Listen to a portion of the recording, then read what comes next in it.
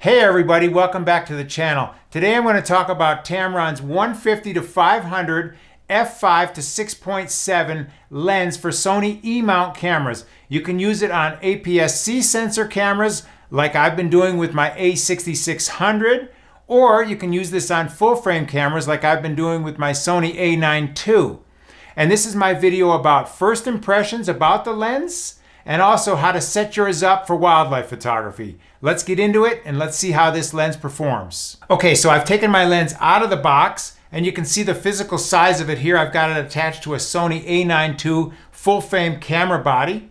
The lens does come with a removable tripod collar, and what I like about that collar is that it's already grooved out for an Arca Swiss plate. For your ball head and for your tripod, that's the most commonly used type of plate, and so you don't need an extra plate. This lens already has the one that I use, so it can go right onto my tripod just like that. All right, the lens is about 8.5 inches long at the 150mm mark, and then as I zoom out, it does extend, and I'm at 500mm. Now the lens is about an 11.5 inch long lens.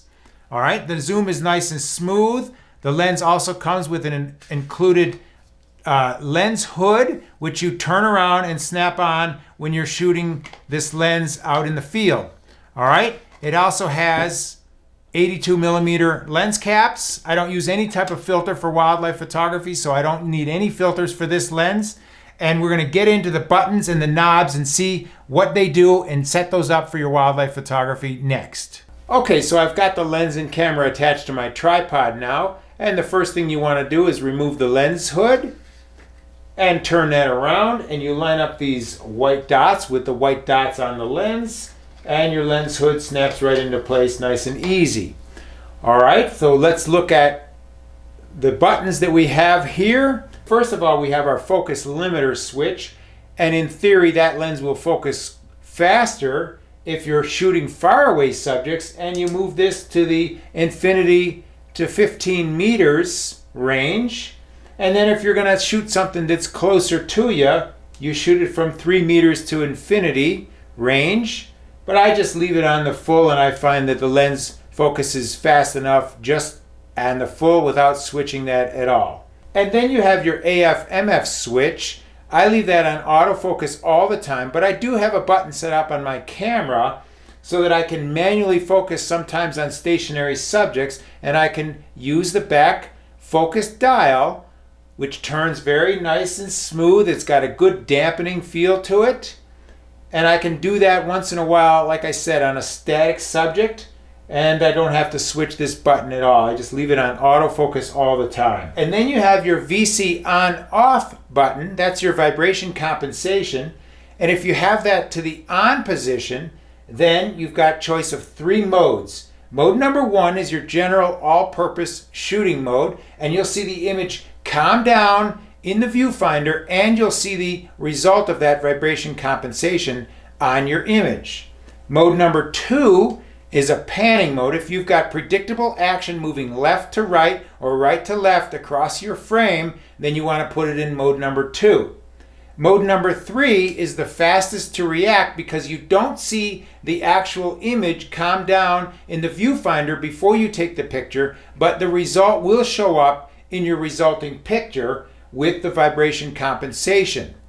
All right, so I normally use mode 3 because it's the fastest to react, but also I find that I turn off the VC when my shutter speed is quick, such as 1,000th of a second or faster. Then I just leave the VC off and allow that camera to just autofocus and shoot without the vibration compensation, and I find that the lens and camera react much quicker that way when you do have those fast shutter speeds. Okay, as we rotate the lens and camera, you can see that the lens has a locking mechanism here on this side of the lens, and that locks the lens at the 150mm range, and so it won't creep if you're walking in the woods and you don't want that lens to zoom. However, when you unlock that and you decide, well, I'm going to shoot this at 500 and I'm not going to change it, I just want it to stay at the 500mm range,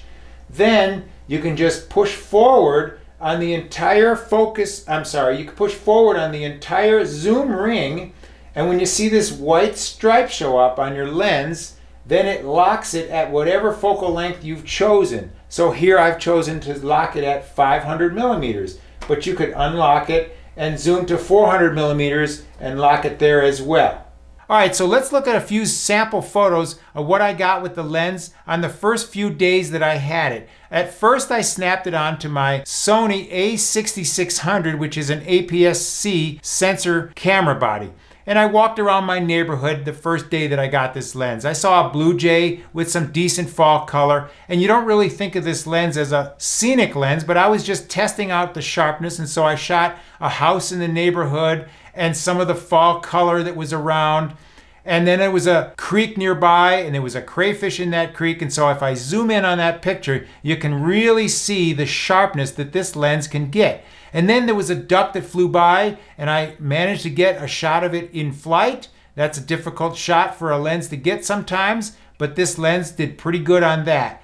And then in the coming days, I went to a wildlife refuge, and again, this is not considered a scenic lens at all, but I wanted to test the sharpness, and so I shot some of these fall colored trees, and if we zoom in on one of those, we can see at 100% that this lens is crisp and sharp from edge to edge. There happened to be a pelican in the lake there, and it was swimming by with that fall color behind it, and so I was able to get a couple shots of this pelican. Then I went a little wider so we can see both at the 150 millimeter range what the lens can do for you, and also we zoom in here on this reflection shot at the 500 millimeter range. There was also some deer at this refuge, and I got some decent shots of these whitetails. Again, we'll zoom in on this one at 100% so we can see the type of sharpness that you can get with this lens all the way at the 500 millimeter range.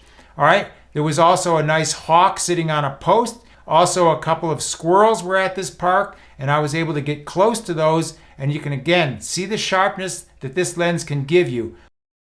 All right, so my initial impression of the Tamron 150-500 for Sony cameras is that I'm impressed with the autofocus of this thing, and the sharpness at all focal lengths seems to be pretty good, but I've got lots more testing, and if you stay tuned to my channel, I'm going to review this lens in depth with lots of photo examples. I'm going to push the limits of the focus with fast-moving birds and animals, and I'm going to compare this lens to my other wildlife lenses to see how it stacks up. So as always, I appreciate you watching. Hopefully you subscribe if you haven't already. Hit that like button, and we'll see you soon.